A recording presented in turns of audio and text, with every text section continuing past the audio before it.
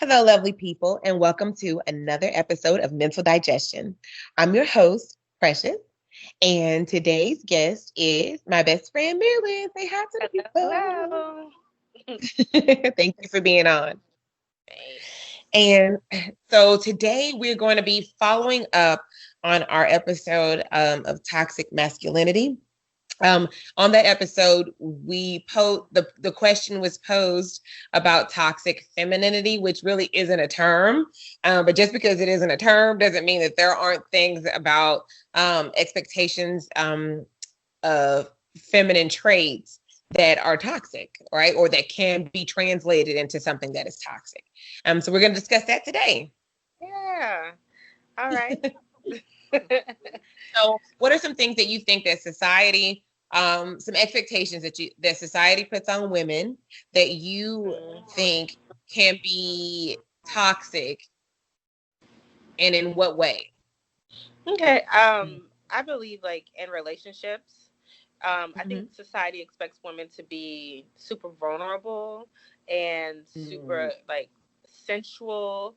Um, and sometimes in those relationships is just not, that doesn't work, or we use that as manipulation, so we're supposed to be like the damsel in distress and be the one who's weaker. For instance, I can't open up a jar, if I don't want to open up the jar, which I can, I'll ask my Mm-hmm. husband to do it because he has the big sexy muscles. So I'm like, oh my goodness, baby, can you open this jar? Or like, oh, oh man, my tummy hurts, I can't put gas in the car.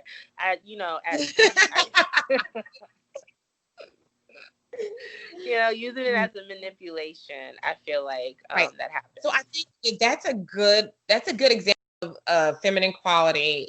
And while it is manipulation, which can be perceived as toxic, it's almost harmless in that aspect.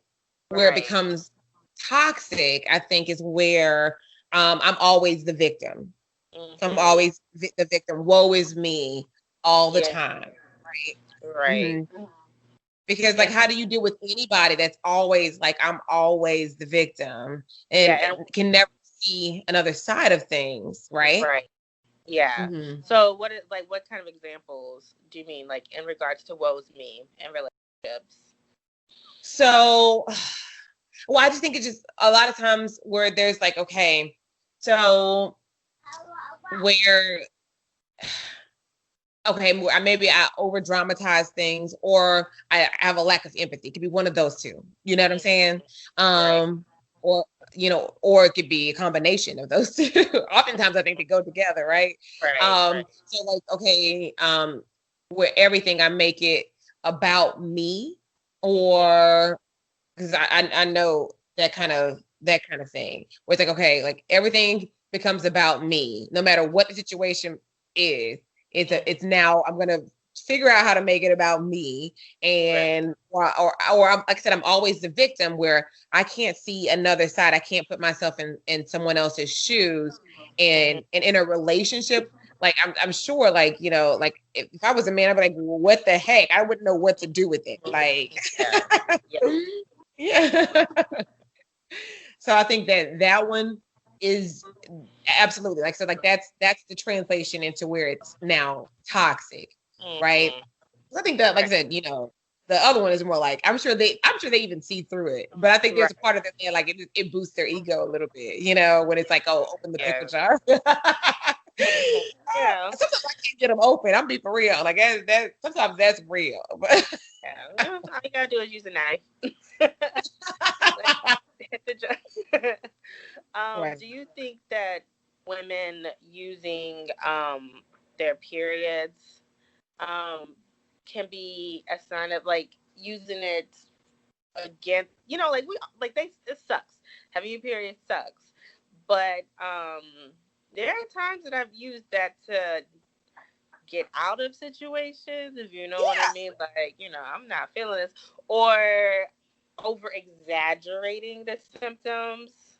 Um, what do you think? Only time Do you I've think ever that's done that, I've done that in school. I can be for real. yeah? So, like, I I really just don't. And maybe it did have something to do with what was going on hormonally. Probably did have something to do with that. Because I mean, I loved school. I loved learning, But like when I was on my cycle, I did not have the capacity for it. I'm like, I don't want to be here. And so like I would like say things to my professor knowing it would make him uncomfortable. And he would like, just go. Yeah. Like Yeah. But absolutely I do think that there might be some cases where that happens. Yeah. Just because we don't do that, that's not like a situation where like, okay, where you're using it to get out of stuff. And I think that's more along the lines of, I mean, to me that just seems like annoying than more so than toxic. Right. Yeah. It made me, for some reason, made me think about something which is not a toxic femininity thing because it's not us doing it. I thought about like, I thought you were gonna go where it was like about like men talking about like, oh, are you on your period anytime like we get upset about something? Oh yeah, that's men, right? We have so many examples of toxic masculinity. It's just difficult with the with women. But I think because I was having a hard time getting it out earlier when we spoke earlier in regards to friendships, and I think when you were talking about just like the lack of empathy, and using that, manipulation and not caring, I think that in friendships, it can be really toxic at times. And I think this idea of that friendships are supposed to come easily for us, like for women, it can, I don't know. I find that that is a weird stereotype. I think people think that, women always, they pour into each other and all that stuff. But a lot of friendships, if you look closely, like they seem to hate each other. Like I've seen a lot of those kinds of friendships, and it's just like, are y'all really friends? Because like it seems like more like they're in competition or just don't really like each other, but it's just a relationship of convenience. Exactly. Yeah.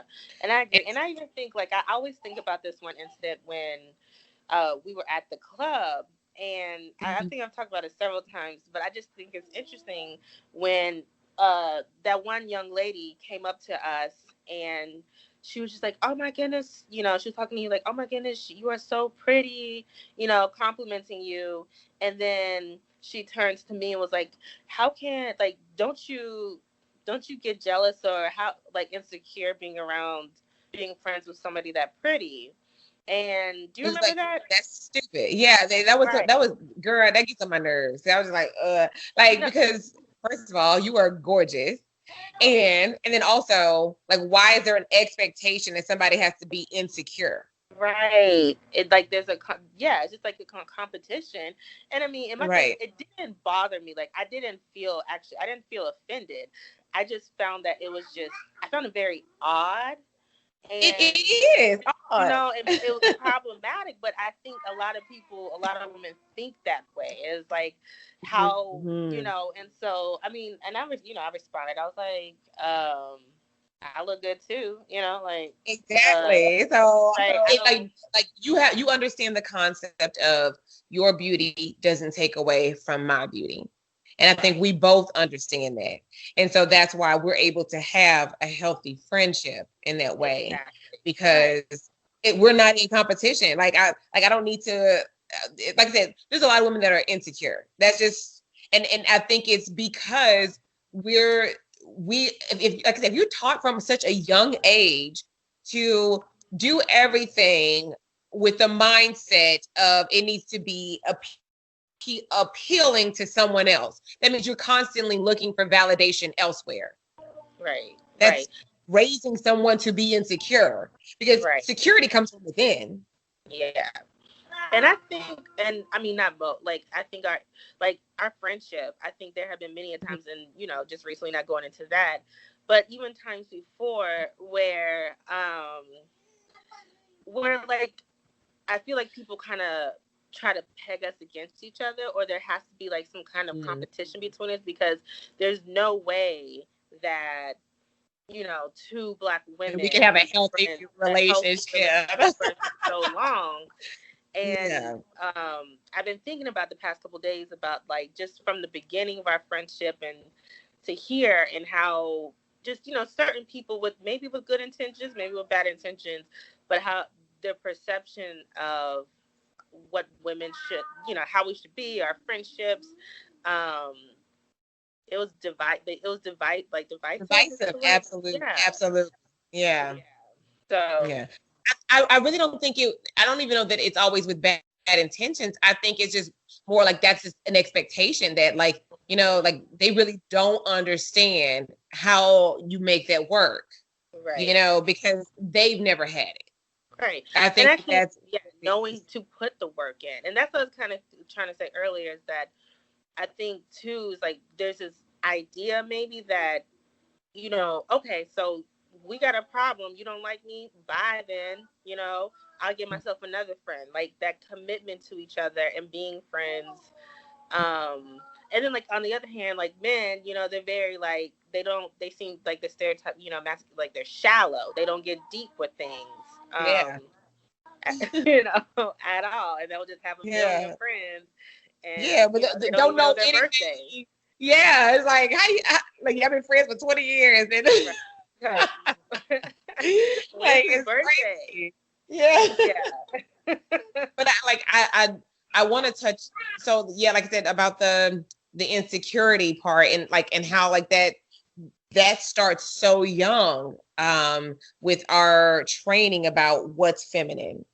Right. Um because everything is about, you know, let's do things with the fact that the male is watching, with that mindset that the male is watching, and you got to get a man because that's the highest priority. If you got to Right. have a man, you know. And so it makes you insecure, and it makes you start to, you're looking at what's beside you, okay, because you know I know that men are visual, Mm-hmm. right? Mm-hmm. Because we're taught that men are visual, and so like, okay, well, I'm looking what's over here, what's around me. Okay, now I got to look better than them. I have to look better than them. Like Yeah. that's so toxic, Mm-hmm. and Mm-hmm. and the fact that we're taught that so young and in very subtle ways, and then we learn the other stuff through society. Um, but yeah, like it's just not something that's healthy. Like so Yeah. what we talked about? We talked about insecurity. We talked about like always playing the victim. Oh, another one. So the toxic translation would, okay. So oh, I'm sorry. So the feminine quality would be being someone who kind of needs to be taken care of, right? Mm-hmm. So there's a part of that that's an expectation, right? Like, okay, you have to take care of the woman, right?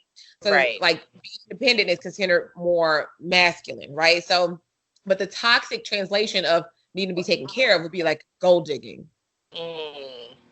Yeah. That's the toxic translation. Mm-hmm. Because it's okay, like, you know, in depending on what the dynamic is, like to, you know, like, okay, well, we take care of each other in different ways, you know, but Yeah. like the translation Right. is where you're like, okay, all I want is your money. Right. Okay. And Right. I'm out here for the who got the highest dollar. That's what I'm looking for. Like Mm-hmm. that is not that's not good. That's no winner. You know? Yeah. No, I agree. And I think ultimately, and you know, people definitely, and I might like later I'm like, oh, that's some great ideas of toxic femininity. I think just overall, I think that it's toxic masculinity and women perpetuate the cycle. Because, you know, like I'm thinking just for instance, like, you know, oh, you better, you know, as young girls better learn how to cook, because if we learn how to cook, you know, we need to get our man and keep our man. You know, that Yeah. doesn't stem from women, that stems from men, but we Mhm. perpetuate that. What do you think? Yeah. Do you Well, think okay. that's So true? absolutely, because here's the thing. So when you talk about socializing, right? So there's that's about a certain level of it's a brainwashing that happens based off of what society expects, right? And the people that benefit from it aren't the only people that are subject to it. Exactly. People that are victims of it are subject to it. And so we buy into this stuff because that's all we know. And that we're taught it, like I said, we're taught it so young that like we don't even always realize what we're doing and maybe how problematic it is. Right. Yeah, I mean, I think about like, okay, so the conversation about modesty. And like, oh, you know, like a lady should be modest, or, you know, she shouldn't be wearing this, that the skirt needs to come to at least to the tips of the fingers or whatever, you know. what is it, you know? Exactly. And like stuff like that, you know, and but like so like well, like, you know, that's, I think there's something to being modest in that you don't want to, there's something biblical about it, be like you don't want to tempt or cause your brother to fail, right? Or to slip and fall into temptation. Right. So there's something to that is good, right? Where it becomes problematic is when we become judgmental, or we do things like victim blaming. When people are victims of rape, and it's like, oh no, she's a this, that, and the third, you know, based off of like how she's dressed, or you know what I'm saying, like, oh, she was asking for a dress like that, or you know what I'm saying. Yeah, and I think too, like, because I grew up in a church in a super religious household as well. But when you said, like, you know, making sure that our men are not, you know, tempted, I always struggle with that one as well, because again, it's putting the responsibility on the woman, not cheating and stuff on the woman. And to me, it just takes the responsibility away from the man. Like, you know, and then how you led into like rape victims. If it wasn't for me wearing my skirt, then I wouldn't get raped. I wouldn't have tempted him to do something wrong. Hey, it's so problematic. It is so problematic. So I think that's one of the reasons why it's so difficult finding like toxic femininity, because I think it's kind of warped into like the masculine, like toxic masculinity, and I think it just predates all the way into the Bible, like all that, you know. Absolutely. Yeah. The Bible, I honestly feel like the Bible feeds into the patriarchy. Yeah, exactly. That's also because the society at that time was a patriarchy. Like, we don't get into Bible discussion because we go on for a while. Right. Yeah, sorry, my bad. But yeah, so like, but I do think that, you know, there are things that we do that feed into that. But I also think that there are things that we do that's just toxic amongst each other. But I do think it is it's based off of that patriarchy society, you know? Right. So yeah, I mean, like, because of that, it makes it difficult. Like, okay, so like a lot of the things that we do that are manipulation is because of a lack of power. If I don't have power, I got to figure out a way to get it from somebody who may not be as willing to get it. So it has to be unassuming. Right. I like in watching like babies, like it's almost scary how quickly babies learn manipulation, but they have to in order to get what they need. They have no way of getting what they need and what they want. They want to, you know? Yeah. And so like they have to like almost manipulate you so that they can get what they need and want. Exactly. And I mean, that sounds, I know that probably sounds odd, like comparing women to babies, but like when you talk about lack of power, it's very similar. It's very similar.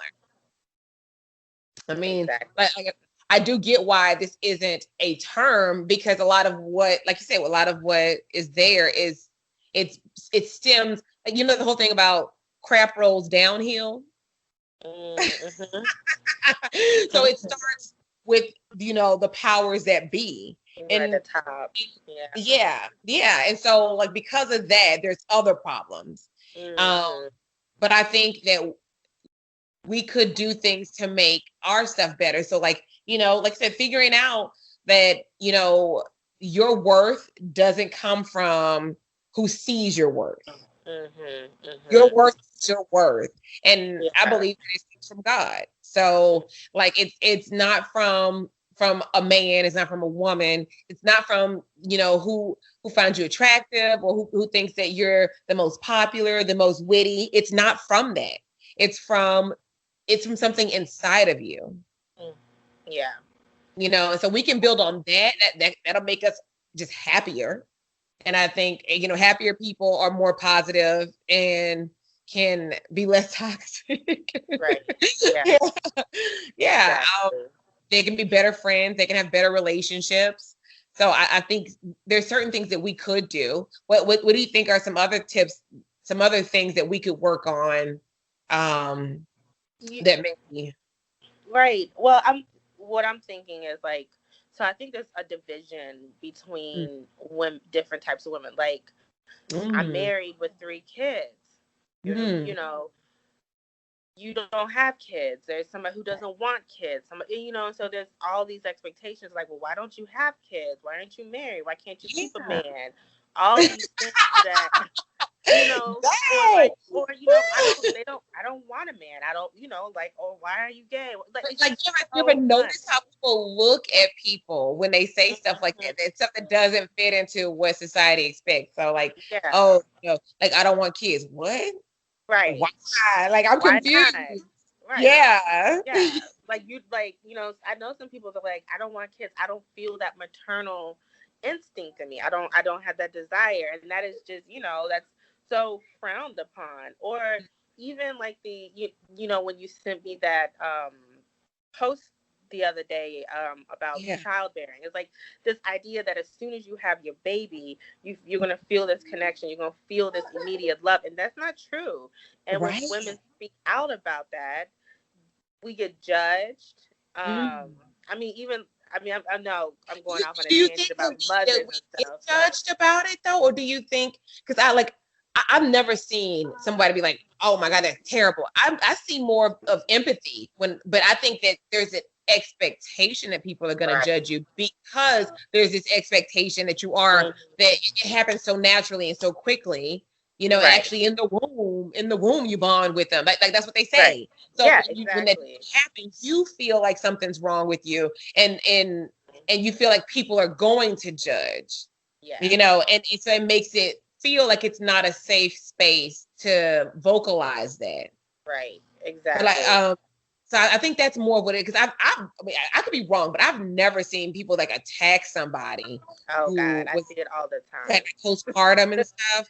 Oh wow. Because I'm just part of a lot of mom groups. And I've been, and so there are definitely a lot of people who are supportive, more people who are supportive than not. I'll give that. Maybe more now that there's a term for it, there's more support. Like maybe because for a while they didn't know what it was. It was like, oh, like something's wrong with her. Like she don't have a connection with her baby. Like I think there was more judgment when there wasn't more knowledge about it. Exactly. Yeah. It's definitely, it's out there more vocalized now. And I also think too with breastfeeding, there's so judgment. Now when I mean judgment, I mean judgment. Yeah. About, like breastfeeding is best. And there are people who don't want to do it. Just absolutely don't want to do it. Some people who can't do it, who struggle with it, all of this other stuff. But the moms who breastfeed go hard, and it is the expectation that as a mother, we're going to want to breastfeed our kids. And that's not necessarily, the whole story. Yeah. And that sucks for somebody who can't. You know what I'm saying? Who wants to, and then like you have somebody saying, "Oh, breast is best." Da, da, da, da, da. Well, I want to give the best to my child, and you're making me feel like crap about it because some women cannot produce enough to nourish their children. Right. And then there are women who struggle with postpartum, and so that affects their breastfeeding. And I didn't know that. Sorry, the baby's attacking me. There's some. I'm just saying, some people can't produce, but I also think that it's fine if you don't want to breastfeed. My thing is if you're of course, like giving breast milk is important, and that's, I guess, best. I don't know, but it's your choice. It's your choice. It's your and choice. If the baby's fed, and happy. Like, what's the deal? And there's people who Yeah. work full time who don't want to breastfeed and pump. So yeah, Yeah. it's just a lot of There's a I lot of feel judgment. yeah, I feel a lot of, as a mother, I constantly feel a lot of weight and expectation on me from other women. I've seen that so much in those mommy groups. Whenever I'm around a group of mothers, I see Mm-hmm. that so much. It's like trying to gauge if you're a good mother or not. Like Yeah, I'm yeah, talking about something and I'm gonna see what you say, and we're almost competing about who's yeah, the best mom. Like exactly. I'm obviously not a part of that because I don't have any kids, but I'm just listening, so I'm seeing what it sounds Right, like. I don't know exactly. that they see what it sounds like. It sounds terrible, and I thankfully I've noticed that several years Mhm. back, and so I just don't participate. I'm not here to compete. Like, if you know what, Right. even like with in relationships, like if it's a couple thing, a couple group, and Mhm. like, look, my thing is, if you need to speak your piece and you have something going on about your man, we're having a girl time, you're like, oh, my man does this, and you blah blah blah blah blah. I don't have to join in and say something about my man. But I feel like there's Right. that expectation, like everybody's like, all right, like, you're next, what are you gonna say? Everybody has to be male bash. This is male bashing hour. Right, right. And then now I'm just like, Hey. No, if I'll you just have a problem and you want to talk about it, that doesn't mean I have to talk about what's going on, exactly. or I might not even have anything going on. Like, Right, and that should be okay. exactly. Or I just don't want to say it, like, Yeah. so yeah, I No. think we've hashed out Mhm. some, but I still think that toxic masculinity is worse. I think they're both worse because, and I they're both bad because I mean, like, I think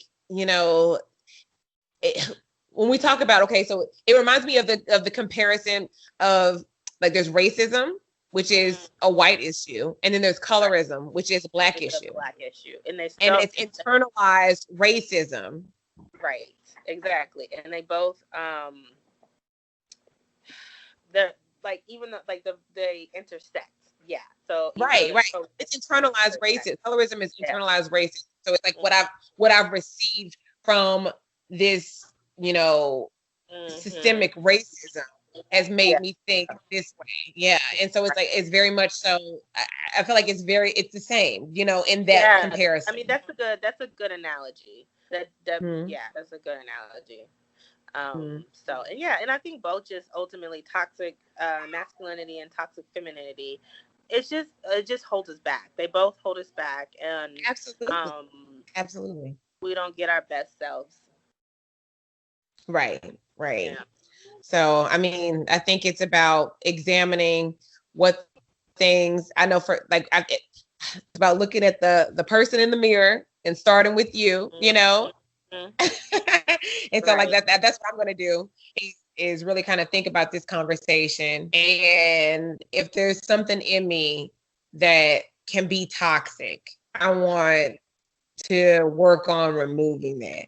Right. Because we all, like I think you said, we all have those traits. Like, I mean, Hmm. Hmm. it is going to happen. Sorry. So Yeah. yeah, I think that's a good idea. Like, yeah, we should all examine it, and kind of see where we can improve. Right. Absolutely. Absolutely. Well, that's all I have. Do you have any more suggestions? You good? Girl, no, I You good? think Okay. tonight Oh, I'm you gonna think be of like, something? tonight I'm gonna be like, Hey. I got more. Yeah, so he didn't take a nap. You trying to turn it off? You trying to turn me Right. off, girl? He's like, bye bye. He's like, Oh gosh. But yeah, so thank you for coming on. Okay, so I want you to go ahead and plug your podcast. okay. I'm actually not gonna plug my podcast. I haven't had any episodes in a long time, but I will. I do have an Instagram handle called Adoptee to Adoptee, and if you're adopted, thinking about adopting, or I mean, you don't even have to be in the adopting community. I'm talking about trauma. I'm talking about expectations. So check me out. Awesome. And again, what's the name? Come on. Adoptee _2 adoptee. Yeah. Awesome. Okay, so So check it out. check Um, it out. um, and I am on Instagram, poppin_precious. If you follow me, I follow back. And you can also check out my actual podcast on Spotify, on Apple iTunes, on Google Podcasts. It's called Mental Digestion, Yes. same name. So thank you for joining us. You have a great day and God bless. All right. Bye Bye. bye.